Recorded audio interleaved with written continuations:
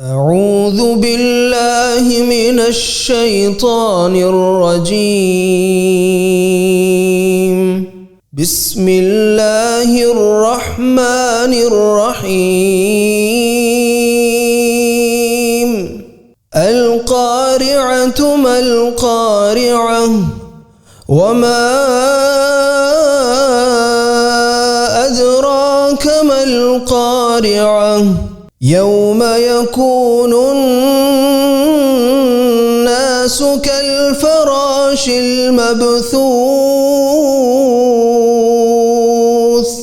وتكون الجبال كالعهن المنفوش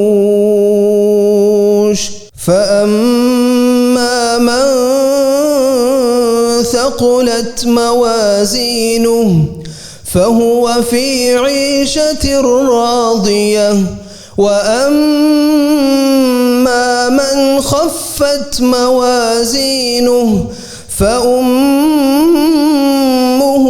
هاوية وما